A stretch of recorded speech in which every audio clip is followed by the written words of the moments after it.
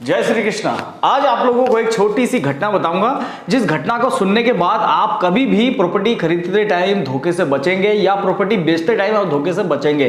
तो वो क्या कहानी था जिस कहानी में, और ये एक रियल कहानी बता रहा हूँ। ये कहानी मैंने अपने मामा जी से सुना है, वो भी प्रॉपर्टी में काम करते हैं, तो उन्हीं से मैंने सुना है। उन्होंने मुझे गाड़ी में चलते चलते कहा, तो आज मैं आप लोगों के साथ वो शेयर करना चाहता हूँ। मैंने जब से सुना तब से मेरे दिमाग में यही बात चल रहा है कि मैं आप लोगों के साथ वो बातें शेयर करूं, ताकि आप लोगों को कल के डेट में बहुत बड़े नुकसान से आप बच सकते हैं। तो एक बहुत बड़ा स्कैम हुआ, बहुत बड़ा फ्रॉड हुआ। वो फ्रॉड क्या था मैं आपको उसके बारे में मोटा मोटा बताता हूं। एक रिच फैमिली थी। अब रिच फैमिली में क्या होता है, उनके पास बहुत ज़्यादा पैसा होता है, सब कुछ होता है। तो उनकी जो मतलब हस्बैंड वाइफ थे, उनके पति को किसी ने गोली मार के हत्या कर दी। अब जैसे हत्या कर दी, कुछ ही टाइम बाद उसके जो चाचा जी थे, उन चाचा जी को एक्सीडेंट में मार दिया गया। अब जैसे ही चाचा जी को एक्सीडेंट में मार दिया गया, तो उन्होंने सोचा कि यार यहाँ पे रहना हमारे लिए सेफ नहीं है, तो हमें यहाँ से चले जाना चाहिए। तो अब उनका छोटा सा बच्चा था, एक लड़का था छोटा सा, उसको लेके उसकी मम्मी वहाँ से चली गई, मतलब दिल्ली से चली गई फॉरेन। अब विदेश जैसे ही गई तो विदेश जाके वो लोग रहने लग गए। अब उनका आना वाना नहीं था ऐसा कुछ भी, वो सोचते थे कभी माहौल ठंडा होगा तो आऊँगा, नहीं तो नहीं आऊँगा। अब उसके घर की जितनी प्रॉपर्टी थी, उस प्रॉपर्टी के बारे में पता किसको था? उसके घर के ड्राइवर को, कि यहाँ पे ये इनकी प्रॉपर्टी है। अब उनके इत्तेफाक से देखा जाए तो जो औरत चली गई थी उनको भी नहीं पता था उनको कहाँ का प्रॉपर्टी है, लेकिन उस ड्राइवर को सब पता था, क्योंकि वो मालिक के साथ घूमता था और मालिक की गोली मार के हत्या हो गई। अब हुआ ये कि जो व्यक्ति गोली मार के जिसकी हत्या की गई, उसकी जो फैमिली वो तो चली गई, लेकिन जो ड्राइवर है उसने सोचा कि यार ये सारी प्रॉपर्टी, एक हाईवे में उनके पास प्रॉपर्टी था और ज़मीन थी और करोड़ों की ज़मीन थी। तो उसने क्या किया, ड्राइवर ने सोचा कि यार क्यों ना इस ज़मीन को हम बेच दें और इससे प्रॉफिट कमा लें। तो उन्होंने एक दिमाग लगाया, आइडिया लगाया और एक बड़े से बिल्डर को पकड़ा। और उस बिल्डर को पकड़ने के बाद उसके साथ उसने स्कैम रचा बहुत तगड़ा। अब हुआ ये कि उम्र हो चुकी थी उस लड़के की, लमसम ऐसे ही 24 साल 25 साल के लमसम उस उम्र हो चुकी थी। जो व्यक्ति चला गया यहाँ से, है ना, जो बच्चा अपनी माँ को लेकर चला गया, उस बच्चे की उम्र 24 साल हो चुका था। अब उसने ये सोचा कि यार ऐसा कौन सा बच्चा लूँ। उनको चाहिए था एक बच्चा, कि यार उस बच्चे की शक्ल गोरा होना चाहिए और थोड़ा सा विदेश मतलब रिच लगना चाहिए। तो ऐसा एक बच्चा चाहिए हमें और एक माँ चाहिए। ड्राइवर ने अपनी बीबी को उस बच्चे का माँ बनाया और एक बच्चा ढूंढने के लिए उन्होंने तैयारी चालू कर दी। उनके पास में ही किसी हॉस्टल में एक बच्चा पढ़ता था जो कि हमारे उत्तराखंड से था, और वो बच्चा वहाँ पे गया तो उनको दिखा कि ये तो स्मार्ट भी है और गोरा चिट्टा भी है, मतलब सब कुछ डन है। तो उसको बोला कि एक काम करना है देख। तो उसकी माँ उसके पास, मतलब जिसको माँ बनाया था, वो आके उस बच्चे का रो पड़ा कि देखो मेरा ना प्रॉपर्टी ऐसे नाम पे नहीं हो रहा है, ये हो रहा है, वो हो रहा है, मेरे को अगर तुम थोड़ा मेरा बेटा बनोगे तो मेरा नाम हो जाएगा। तुम्हें बस खाली इतना ही कहना है कि हाँ मेरा ज़मीन है, या तुम्हें खाली साइन करना है, बाकी कुछ नहीं करना है। चलो ठीक है, बच्चा कह रहा चलो ठीक है इसका भला कर देता हूँ। उसको नहीं पता था स्कैम हो रहा है। उस बच्चे ने क्या किया, वो जाके वहाँ पर साइन कर दिया, फोटो खिंचवाया, सब कुछ नकली बनवाया, बैंक अकाउंट भी नकली, उस लड़के का बैंक अकाउंट उस जो बड़े बड़े डीलर थे उन लोगों ने मिलकर नकली बना दिया। अब नकली बनाने के बाद क्या हुआ, ये जो लड़का था, ये लड़के ने नाम पे रजिस्ट्री भी कर दिया, फलाने व्यक्ति के नाम पे रजिस्ट्री कर दिया, क्योंकि बाप की प्रॉपर्टी लड़के के नाम आता है। लड़के का नाम दिखा के उसने रजिस्ट्री कर दिया। चलो यहाँ तक समझ में आता है, कोई दिक्कत नहीं है।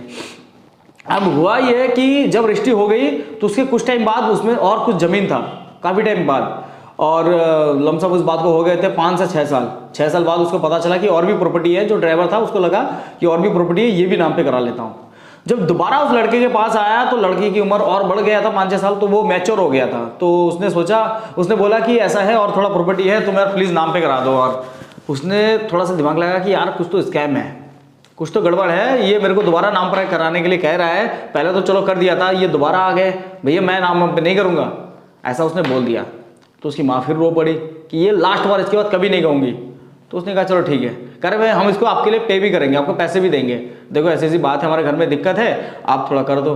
तो उसने कहा चलो ठीक है। तो उसके अकाउंट में कुछ पैसे भी भेजे, लमसम 9 लाख के आसपास। तो हुआ ये था कि जब वो बच्चा दोबारा गया, नाम पे कराया, सब कुछ हुआ। अब जिसके नाम पे किया था उसने ज़मीन, वो व्यक्ति उस ज़मीन पे लोन लेना चाहता था।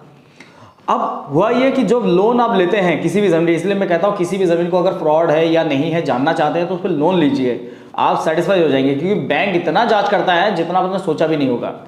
तो हुआ यह कि जो बैंक था उसने क्या किया कि नोटिस जारी करता है, वो ऑब्जेक्शन, नो ऑब्जेक्शन वाला, उसने नोटिस जारी किया। अब उसका जो एड्रेस है वो प्रॉपर उसी एड्रेस पे जाएगा, कौन सा, जो उसका पुराना घर था, जो लड़का विदेश चला गया उस घर में जाना है उसका। अब इत्तेफाक से उसी टाइम पे वो लोग विदेश से उसी घर पे आए थे। अब जब नोटिस गया ना गया, उस लड़के के हाथ में गया जो असली था, जो ओरिजिनल था। और जब उसके हाथ में वो नोटिस गया तो उसने देखा कि यार ये नोटिस कहाँ से आया, इसमें ज़मीन का परमिशन वगैरह कुछ इस टाइप से मांग रहा है ना। हुआ क्या, उस लड़के को डाउट आया कि मेरी ज़मीन कहीं ना कहीं बिक गई है। वो गया रजिस्ट्रार ऑफिस, जाके बोला अपने मम्मी के साथ कि मैं फलाना व्यक्ति मैं ही हूँ और ये मेरी ज़मीन ना बेच दी किसी ने। और वहीं से वो चीज़ चालू हो गया, क्या केस, कोर्ट केस। अब जो जमीन थी वो 30 करोड़ की जमीन थी और उस करोड़ की जमीन पे मॉल बन चुका था। तो हुआ ये था कि जो व्यक्ति था जिसके नाम पे जमीन थी, ओरिजिनल जो व्यक्ति था, वो लड़का गया और जाके उसने वहाँ पे अपील किया, कहाँ पे, रजिस्ट्रार के सामने, कि भाई ये ज़मीन मेरा था और ये ज़मीन पे फ्रॉड हुआ है, ये ज़मीन बिक गई है, मैं हूँ असली, वही आप उसको राजू मान सकते हैं, मतलब मैं वो असली राजू हूँ और वो जो नकली राजू था उसने रजिस्ट्री कर दिया, ये रजिस्ट्री कहाँ गई है, मुझे मेरी ज़मीन चाहिए। अब जिस ज़मीन को उन्होंने बेचा था वो ज़मीन 30 करोड़ रुपए उसकी वैल्यू थी और उस पर मॉल बन चुका था बड़े बड़े, मतलब वो ज़मीन अब दिख नहीं रहा था ऐसा। और जो ड्राइवर था वो अब करोड़पति बन चुका था, है ना, क्योंकि उसने उस प्रॉपर्टी से बहुत ज़्यादा पैसा कमाया, तो वो करोड़पति बन चुका था, उसके भी बहुत ज़्यादा पावर बन चुके थे। उसके बाद चालू हो गया केस। अब जब केस चालू हो गया तब पुलिस वालों ने छानबीन चालू कर दी और छानबीन चालू करने के बाद वो फाइनली वो लड़का पकड़ा गया और जो लोग उसमें शामिल थे वो सब आज जेल में। वो जो बड़ा बिल्डर था वो भी आज जेल में है और उम्र कैद की सज़ा होने वाली है उनको। अब पता नहीं हुई है या नहीं, ये कंफर्म नहीं है, बट ये स्कैम उन्होंने किया और फिर वो आज जेल में है। सबके सब, वो ड्राइवर, वो बीवी, वो बच्चे, वो सब जो जेल में है। तो कहने का मतलब मेरा ये है, इस कहानी से सीखने को ये मिलता है, कभी भी फ्रॉड वाले किसी भी प्रॉपर्टी में ना जाए, किसी भी ऐसे प्रॉपर्टी को ना खरीदे जिस प्रॉपर्टी को खरीदने से आप कल की डेट में नुकसान में जा सकते हैं।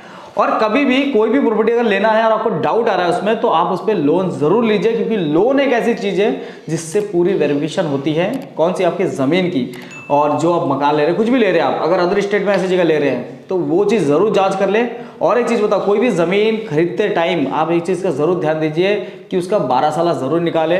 12 साल क्या होता है कि यहाँ से 12 साल पहले तक का डिटेल होता है उसमें, कि भाई ये ज़मीन जो है किस किस को बेची गई है, उसके पूरा डिटेल होता है कि भाई सीरियल बाई सीरियल नाम आ रहा है कि नहीं आ रहा है। अगर जैसे आपने किसी से ज़मीन ले रहे हैं, अगर उसके डॉक्यूमेंट फर्जी है तो भाई उसका नाम उसमें खतौनी में नहीं दिखाएगा, वहाँ पे, समझ रहे हैं आप, 12 साल जो उसमें नहीं दिखाएगा कि ये डायरेक्ट किसी के नाम से किसी और के नाम पे आ गया, ऐसा नहीं होना चाहिए भाई। सीरियल बाई सीरियल, अगर राजेश ने ब्रिजेश को किया है तो ब्रिजेश ने कार्की को किया है, इस टाइप से सीरियल बाई सीरियल जाना चाहिए। ये चीज़ें हैं। और सबसे बढ़िया मैं कहूँगा, आप ये सब टेंशन मत लीजिए, आप किसी भी वकील को लीजिए और वकील को लेके फिर उस प्रॉपर्टी की जांच करा के फिर उसके बारे में आगे कार्रवाई कीजिए और उसको रजिस्ट्री कराइए। बाकी कोई दिक्कत नहीं है। ऐसे फ्रॉड बहुत होते हैं, तो भाई सावधान रहिएगा। ये वीडियो उसी लिए है कि आप सावधान रहे और सतर्क रहे, आपका पैसा कहीं से कहीं तक वेस्ट ना हो। मेरे वीडियो बनाने का मोटिव यही होता है। बाकी अगर वीडियो पसंद आए तो वीडियो को लाइक करें, चैनल को सब्सक्राइब करें। ऐसी और भी इन्फॉर्मेशन वीडियोज है जो मैं आने वाले टाइम में आपके लिए लेके आऊंगा, जिससे आप बहुत ज्यादा फ्रॉड से बच सकते हैं। तो मिलते हैं नेक्स्ट किसी ऐसे वीडियोज में, तब तक के लिए अपने सुंदर सेहत का जरूर रखिए ध्यान। जय हिंद, जय भारत, जय श्री कृष्णा।